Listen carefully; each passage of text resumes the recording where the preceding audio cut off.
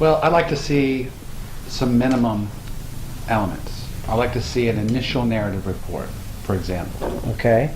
And that initial narrative report is going to cover minimum the patient subjective complaints, the history of the accident, Okay.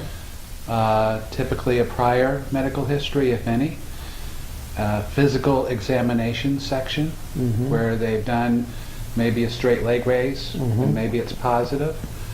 But basically examination cervical, mid, lower spine, if those were the chief complaints.